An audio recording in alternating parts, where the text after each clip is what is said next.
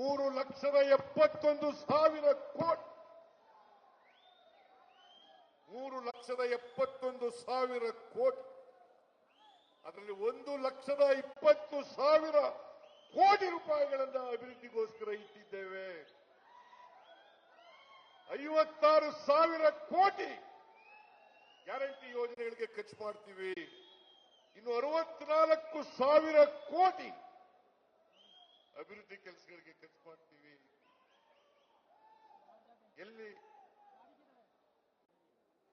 ಎಲ್ಲಿ ಹಣ ಇಲ್ಲ, ಇವರು ನೆಪ, ಹಣ ಇಲ್ಲ. ಕೇಂದ್ರದಿಂದ ನಮ್ಮ ತೆರಿಗೆಯನ್ನು ಕೊಡತಕ್ಕಂಥದ್ರಲ್ಲಿ ಅನ್ಯಾಯ, ಕೇಂದ್ರ ಪುರಸ್ಕೃತ ಯೋಜನೆಗಳಲ್ಲಿ ಅನ್ಯಾಯ, ನಬಾರ್ಡ್ನಲ್ಲಿ ಅನ್ಯಾಯ. ಆ ಮೂಲಕ ಗ್ಯಾರಂಟಿ ಯೋಜನೆಗಳನ್ನು ಜಾರಿಗೆ ಕೊಡಬಾರದು. ಯಾಕಂತಂದ್ರೆ ನಾವು ಬಡವರಿಗೆ ಆರ್ಥಿಕವಾಗಿ ಸಾಮಾಜಿಕವಾಗಿ ಶಕ್ತಿಯನ್ನು ತುಂಬಿದ್ರೆ ಬಡವರು ಇವ್ರ ಮಾತು ಕೇಳಲ್ಲ. ಬಡವರು ಯಾರು ಇವ್ರ ಮಾತು ಕೇಳಲ್ಲ. ನಾನು ಅದಕ್ಕೆ ಹೇಳಿದ್ದೀನಿ, ಯಾವ ಕಾರಣಕ್ಕೂ ಕೂಡ ಗ್ಯಾರಂಟಿ ಯೋಜನೆಗಳನ್ನು ನಿಲ್ಲಿಸಲ್ಲ.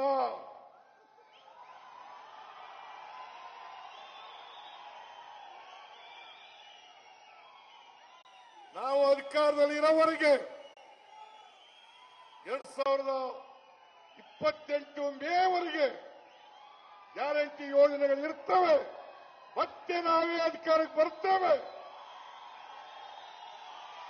ಗ್ಯಾರಂಟಿ ಯೋಜನೆಗಳನ್ನು ಮುಂದುವರಿಸ್ತೇವೆ. ಈಗ ಹಾಸನ ಜಿಲ್ಲೆಯಲ್ಲಿ ಶಿವಲಿಂಗೇಗೌಡ ಒಬ್ಬನೇ ಗೆದ್ದಿರೋದು.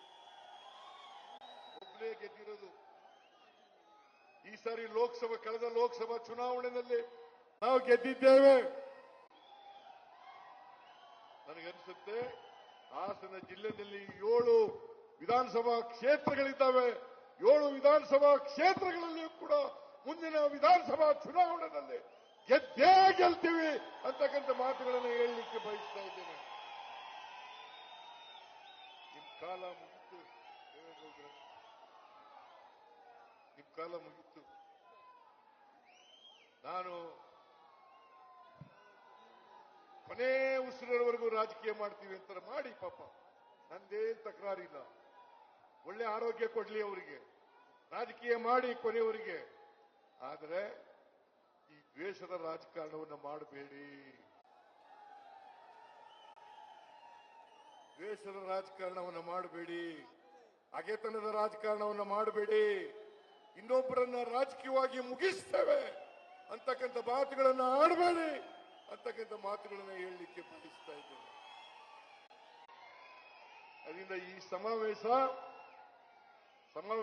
ಹಾಸನದಲ್ಲಿ ಒಂದು ಹೊಸ ಅಧ್ಯಾಯವನ್ನ ಬರೀತದೆ.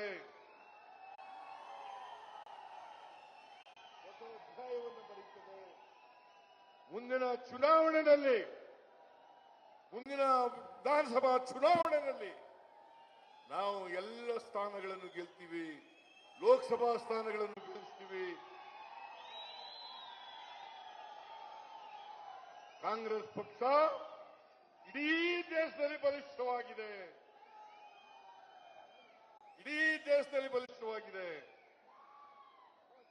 ಅಲ್ಲದೆ ಹೋಗಿದ್ರೆ ನಾವು ಮೂರು ಉಪಚುನಾವಣೆಗಳಲ್ಲಿ 3 ಗೆಲ್ಲಲಿಕ್ಕೆ ಸಾಧ್ಯ ಆಗ್ತಿರ್ಲಿಲ್ಲ. ನಿಮ್ಮೆಲ್ಲರ ಆಶೀರ್ವಾದದಿಂದ 3 ಕೂಡ ಗೆದ್ದಿದ್ದೇವೆ. ನಾನು ನಿಮಗೆ ಕೈ ಮುಗಿದು ಪ್ರಾರ್ಥನೆ ಮಾಡ್ತೇನೆ,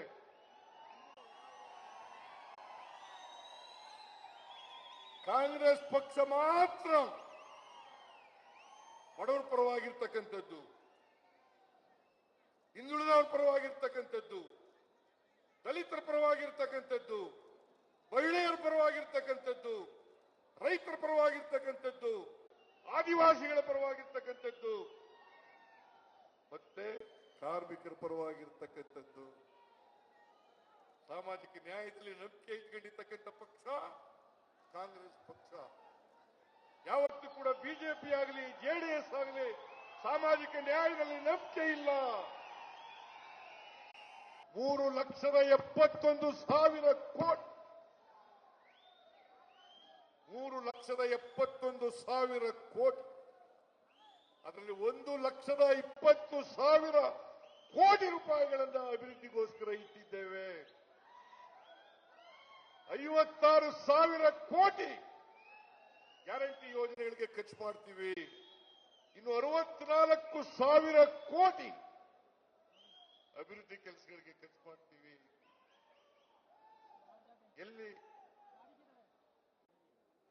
ಎಲ್ಲಿ ಹಣ ಇಲ್ಲ, ಇವರು ನೆಪ, ಹಣ ಇಲ್ಲ. ಕೇಂದ್ರದಿಂದ ನಮ್ಮ ತೆರಿಗೆಯನ್ನು ಕೊಡತಕ್ಕಂಥದ್ರಲ್ಲಿ ಅನ್ಯಾಯ, ಕೇಂದ್ರ ಪುರಸ್ಕೃತ ಯೋಜನೆಗಳಲ್ಲಿ ಅನ್ಯಾಯ, ನಬಾರ್ಡ್ನಲ್ಲಿ ಅನ್ಯಾಯ. ಆ ಮೂಲಕ ಗ್ಯಾರಂಟಿ ಯೋಜನೆಗಳನ್ನು ಜಾರಿಗೆ ಕೊಡಬಾರದು. ಯಾಕಂತಂದ್ರೆ ನಾವು ಬಡವರಿಗೆ ಆರ್ಥಿಕವಾಗಿ ಸಾಮಾಜಿಕವಾಗಿ ಶಕ್ತಿಯನ್ನು ತುಂಬಿದ್ರೆ ಬಡವರು ಇವ್ರ ಮಾತು ಕೇಳಲ್ಲ. ಬಡವರು ಯಾರು ಇವ್ರ ಮಾತು ಕೇಳಲ್ಲ. ನಾನು ಅದಕ್ಕೆ ಹೇಳಿದ್ದೀನಿ, ಯಾವ ಕಾರಣಕ್ಕೂ ಕೂಡ ಗ್ಯಾರಂಟಿ ಯೋಜನೆಗಳನ್ನು ನಿಲ್ಲಿಸಲ್ಲ.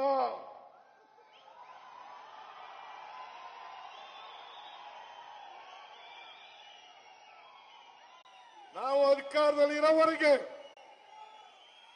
2028 ಮೇವರೆಗೆ ಗ್ಯಾರಂಟಿ ಯೋಜನೆಗಳು ಇರ್ತವೆ. ಮತ್ತೆ ನಾವೇ ಅಧಿಕಾರಕ್ಕೆ ಬರ್ತೇವೆ, ಗ್ಯಾರಂಟಿ ಯೋಜನೆಗಳನ್ನು ಮುಂದುವರಿಸ್ತೇವೆ. ಈಗ ಹಾಸನ ಜಿಲ್ಲೆಯಲ್ಲಿ ಶಿವಲಿಂಗೇಗೌಡ ಒಬ್ಬನೇ ಗೆದ್ದಿರೋದು. ಈ ಸಾರಿ ಕಳೆದ ಲೋಕಸಭಾ ಚುನಾವಣೆಯಲ್ಲಿ ನಾವು ಗೆದ್ದಿದ್ದೇವೆ. ನನಗನ್ಸುತ್ತೆ ಹಾಸನ ಜಿಲ್ಲೆಯಲ್ಲಿ 7 ವಿಧಾನಸಭಾ ಕ್ಷೇತ್ರಗಳಿದ್ದಾವೆ. 7 ವಿಧಾನಸಭಾ ಕ್ಷೇತ್ರಗಳಲ್ಲಿಯೂ ಕೂಡ ಮುಂದಿನ ವಿಧಾನಸಭಾ ಚುನಾವಣೆಯಲ್ಲಿ ಗೆದ್ದೇ ಗೆಲ್ತೀವಿ ಅಂತಕ್ಕಂಥ ಮಾತುಗಳನ್ನು ಹೇಳಲಿಕ್ಕೆ ಬಯಸ್ತಾ ಇದ್ದೇನೆ. ನಿಮ್ ಕಾಲ ಮುಗಿತು ದೇವೇಗೌಡರೇ, ನಿಮ್ ಕಾಲ ಮುಗಿತು. ನಾನು ಕೊನೆ ಉಸಿರಿನವರೆಗೂ ರಾಜಕೀಯ ಮಾಡ್ತೀವಿ ಅಂತ ಮಾಡಿ, ಪಾಪ ನಂದೇನ್ ತಕರಾರಿಲ್ಲ. ಒಳ್ಳೆ ಆರೋಗ್ಯ ಕೊಡ್ಲಿ ಅವರಿಗೆ, ರಾಜಕೀಯ ಮಾಡಿ ಕೊನೆಯವರಿಗೆ. ಆದರೆ ಈ ದ್ವೇಷದ ರಾಜಕಾರಣವನ್ನು ಮಾಡಬೇಡಿ. ದ್ವೇಷದ ರಾಜಕಾರಣವನ್ನು ಮಾಡಬೇಡಿ, ಹಗೆತನದ ರಾಜಕಾರಣವನ್ನು ಮಾಡಬೇಡಿ. ಇನ್ನೊಬ್ಬರನ್ನ ರಾಜಕೀಯವಾಗಿ ಮುಗಿಸ್ತೇವೆ ಅಂತಕ್ಕಂಥ ಮಾತುಗಳನ್ನು ಆಡಬೇಡಿ ಅಂತಕ್ಕಂಥ ಮಾತುಗಳನ್ನು ಹೇಳಲಿಕ್ಕೆ ಬಯಸ್ತಾ ಇದ್ದೇನೆ. ಅದರಿಂದ ಈ ಸಮಾವೇಶ ಹಾಸನದಲ್ಲಿ ಒಂದು ಹೊಸ ಅಧ್ಯಾಯವನ್ನ ಬರೀತದೆ.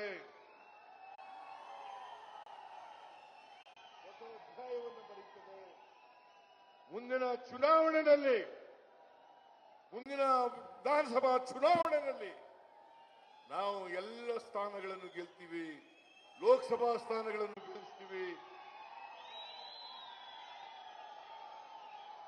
ಕಾಂಗ್ರೆಸ್ ಪಕ್ಷ ಇಡೀ ದೇಶದಲ್ಲಿ ಬಲಿಷ್ಠವಾಗಿದೆ.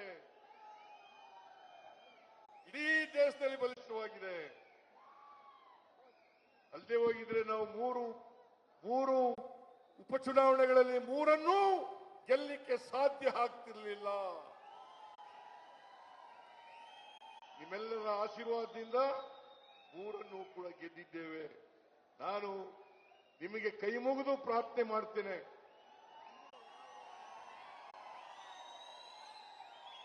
ಕಾಂಗ್ರೆಸ್ ಪಕ್ಷ ಮಾತ್ರ ಬಡವರ ಪರವಾಗಿರ್ತಕ್ಕಂಥದ್ದು,